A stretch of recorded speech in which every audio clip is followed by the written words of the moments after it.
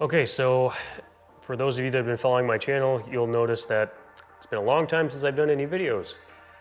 And basically, I'm doing this video to give you guys an update, to explain why and how things went this season and talk about things for next season. So I'll try and not keep this video too long, but I do want to get through everything, so I do appreciate you bearing with me. So as you'll see, this is kind of a different setup than how I would normally do my vlogs previously, and that is because big thing number one that happened is we purchased a garage with living quarters attached. So we purchased a house.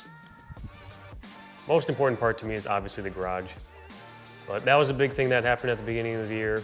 Very thankful for that for tons of reasons.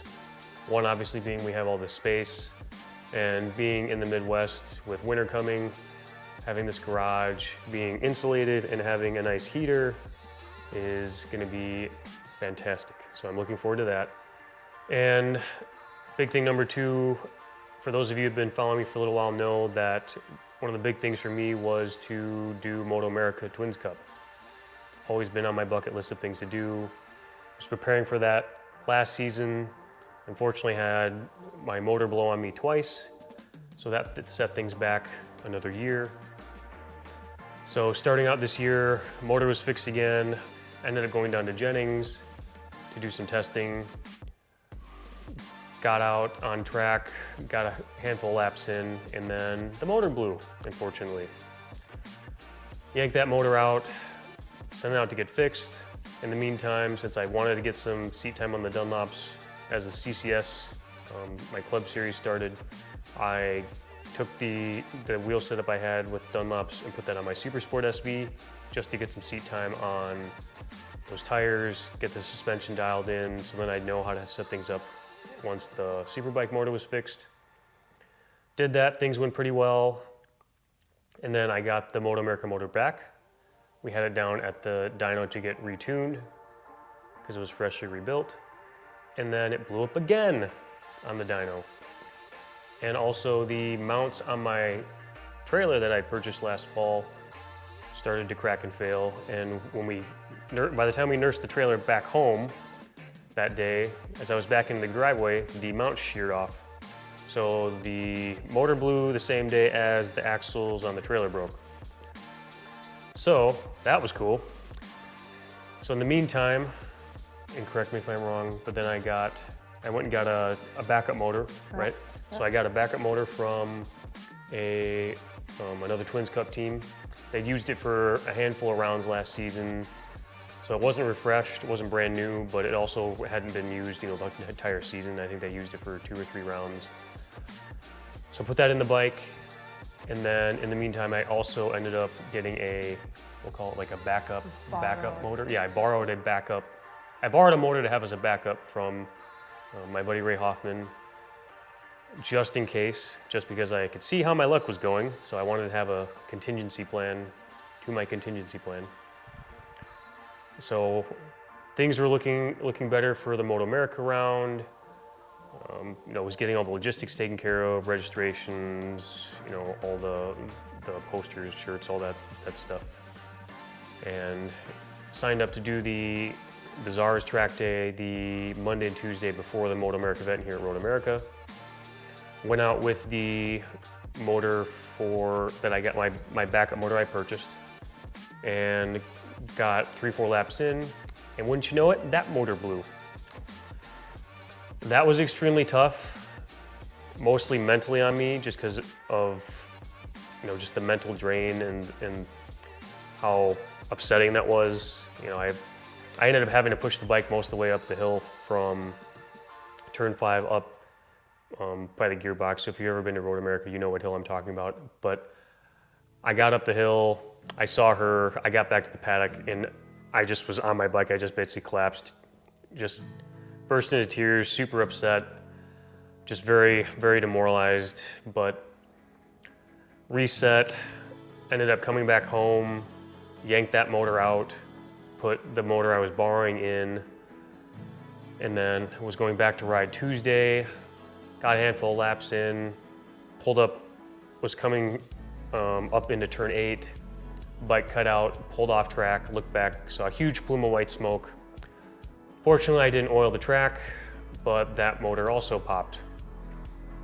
And I'll probably get some questions as to what happened with the motors. You know, the main motor that blew on me twice last year and then twice again this year. Not really sure why. The motor I bought and Ray's motor, we're pretty sure it was because, from what we found, is it was that the tune was incorrect on it. You know, just things like that happen. It was outside my control. But what that meant is I didn't end up doing the MotoAmerica round again. Decided to just keep continuing on with the CCS season on my super sport bike, because I did have some goals set on that, lap time wise, and just try and go out and have some fun and not worry about the other stuff. And was having issues with setup all season. Finally, at the very last round, we figured out, with Joe from Turn 1, who does my suspension, we figured out that the fork seals were leaking and my fork oil was way too low. So that explained why every single round I was having to fiddle with the suspension and it felt completely different. But he fixed it, and then I went out the very first race the next morning and matched my PR. So things were looking good, felt really good on the bike now that things were fixed. I added a couple races before the main race I cared about at the end of the day, just to do some testing, make sure everything was good. The second race, before my main race, we'll call it, rolled out on the warm-up lap, and then I got meatballed to come in, got in the pit lane, huge plume of white smoke. And this is on my super sport bike. I should back up a little bit and say, so on the super sport motor, we had a break in between the last two rounds, and I noticed I was having issues getting it to stay in gear, downshifting from fourth to third. So I thought, what's the one thing I haven't done on the SV is open up the motor. So I decided to tackle that, and I did find one of the teeth from one of the gears, I think it was third gear, had broken off. So that explains why. So at least I found an issue. I would have been a lot more upset actually if I hadn't found anything. But put the motor back together, tested, everything seemed good. Saturday, the last round of the races, I rode the bike all day on that motor. Everything was good, didn't have any issues. And then Sunday, yeah, the race right before my main race, it decided to blow smoke and blow smoke and I guess blow up again. Well, not again. This was the first time that this motor's always been the reliable one up until now. But what that means is I am 5 for 5 this year. So I had 5 motors pop on me this season. One of them was the same motor, but in black and white, 5 motors blew up on me this year. So that's not quite the kind of consistency I typically aim for, but it happened. There wasn't anything I can do about it. Right now, with all that being done, results-wise, I did finish in first place for the Blackhawk Track Championship for Ultralight Superbike and got a couple of other top 3 finishes as well. So I was happy I was able to salvage that out of the season with the motor issues and having missed a couple rounds. So that was good. Really thankful for that. Still had a lot of fun despite all those issues. Thank goodness for you and for all of my, my track family, helping me stay motivated and keep having fun. But with that being wrapped up with the season, where does that leave us?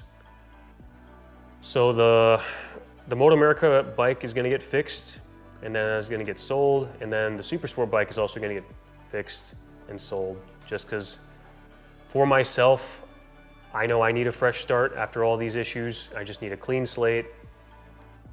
We did a lot of discussion and thinking of what am I going to do next.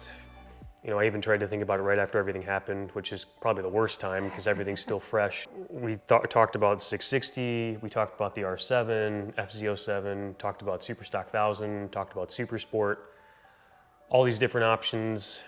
Since I've finally gotten in a better groove and actually feel like I'm halfway decent at racing now over the last couple of years, I feel like even though I didn't hit my main goal for the season lap time wise on my Super Sport bike, and I'm confident I would have hit it had I not had the motor blow that last round. It was weird, and I know we all say that as racers, but nothing was going to stop me from hitting that goal that weekend. Like, I just felt good, especially once the bike was fixed. But realized I needed to have a new challenge and new things to concentrate on.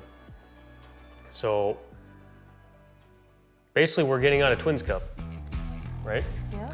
Getting out of Twins Cup, and what we're going to be doing for next season and beyond is, drum roll, not the Z125, not the Daytona, although I love my Daytona. And those are getting sold off. This is what we're doing. No, that's not an R7. That is a R6. So that's what we'll be doing for next season. It's a new gen R6, MotoAmerica legal, MotoAmerica ready. We just talked about it, and she knew before I knew.